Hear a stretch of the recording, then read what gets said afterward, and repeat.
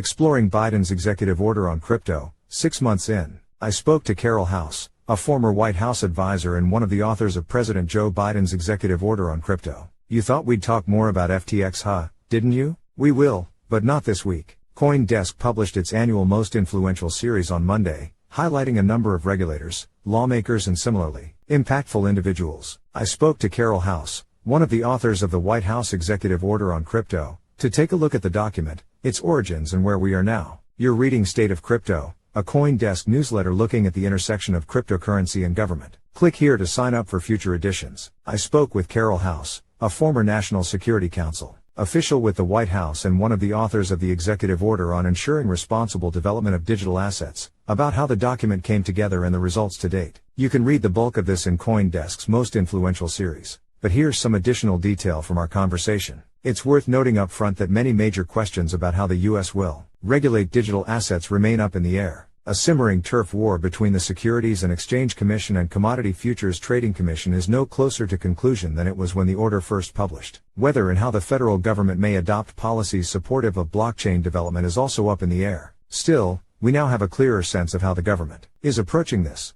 The White House and various executive branch departments have published the first few sets of reports, addressing a number of issues including considerations for a central bank digital currency, how crypto-related crimes might be prosecuted and how the U.S. sees itself on the world stage. More reports are expected, including one addressing whether the Federal Reserve has the authority to issue a digital dollar and one examining what sort of regulatory gaps still exist within crypto oversight. One of the White House's documents, published in September, proposed a comprehensive framework for the responsible development of digital assets, which suggested a federal regulatory regime for non-bank payment providers, something crypto companies would want, given the current system of applying for state money transmitter licenses in each state the companies want to set up in. I'm totally thrilled with the reports that the White House issued, and I'm so proud of the entire interagency for coming together and just creating this first ever comprehensive framework for responsible development of digital assets. House said, there's some incredibly innovative content, and things that we've never seen before, certainly under any U.S. approach, and that I really don't see under many, if any, international approaches. To date, the Departments of Treasury, Commerce, and Justice, as well as the White House Office of Science and Technology Policy, have published responses to the executive order. The Justice Department may have taken the most concrete action through 2 reports, creating a network of prosecutors who specialize in cryptocurrency crimes and recommending a number of laws to both better pursue cryptocurrency crimes and share more information about them with the department's international partners. The Commerce Department took a slightly different approach, reflecting the agency's mission.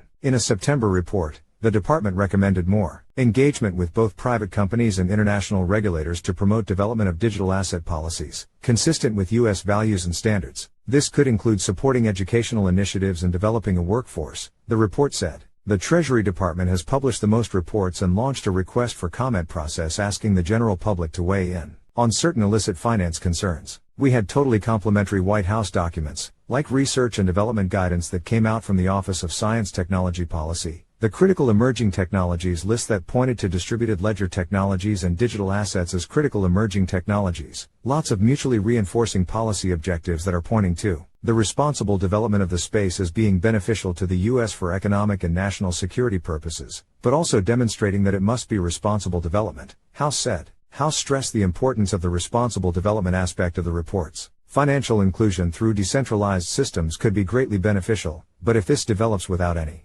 protections for consumers, that is not, in fact, a desirable outcome. Broader impact. Much of the executive order does focus on assessing and mitigating risks, whether that's money laundering risks, terrorist financing risk or financial stability risk. The second part of the executive order, after it outlines all the policy objectives that the president had, that's where there were some very specific concrete actions that were directed or requested, like the request for the Financial Stability Oversight Council to assess the financial stability risks that are present in the space in the future of money reports, House said. The administration has willingly called for more public information in answering questions about cryptocurrency's role in illicit finance, the same area the executive order actually began. The department's brief request for comment filing asks a number of questions. Intriguingly, the analysis of risks goes all the way down to the personal. Part of the order directs an analysis on the potential of crypto to address financial inclusion concerns. The order recognizes that our assessment of the risks and potential benefits of digital assets must include an understanding of how our financial system does and does not meet the current needs of consumers in a manner that is equitable, inclusive and efficient, a White House official said in March. Our antiquated payment infrastructures is leaving the United States and its consumers with options that are slow, costly or altogether inaccessible, as is particularly true of cross-border payments. That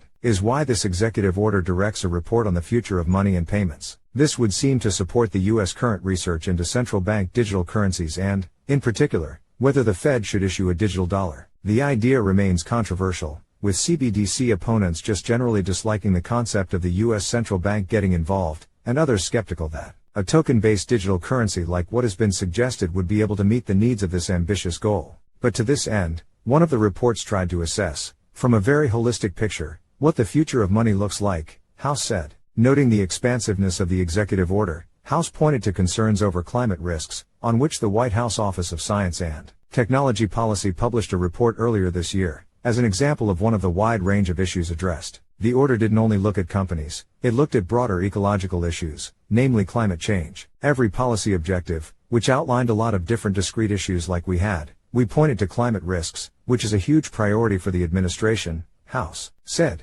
Mind you, things are different now than they were when this order was drafted and published. Crypto's 2022 has been marked by failures, bankruptcies and millions of dollars worth of crypto likely lost by investors. The collapses have run the gamut of issues regulators are paying attention to, ranging from stablecoins to lenders to exchanges. Regulators are already evaluating whether existing or new laws would prevent the next Terra or Celsius. The scope of the issues crypto has seen this year should demonstrate the need for transparent communication about the industry, House said. This ranges from decentralized finance, DeFi, to more centralized projects. A lot of this was foreseeable, and it's extremely unfortunate so many people have been hurt in these circumstances, House said. But, ultimately, there are the things that some members of the sector don't want to hear, which is that there has to be more effective regulation, in some cases, enforcement in other cases, and just implementation and compliance in others. N.A., New York Magazine, Congress passed, and U.S. President Joe Biden signed a bill intended to force U.S. rail unions to accept a new contract giving workers a raise and an additional personal day off, but not giving them any paid sick leave or addressing some of the broader concerns rail workers had about the industry. The unions were set to strike this week. New York Magazine's Intelligencer runs down what the current status quo is, and how we got here. See also this New York Times piece from September, and this Vice News piece. Reuters, El Salvador President Nayib Bukele's administration operates what appears to be a very sophisticated online PR operation,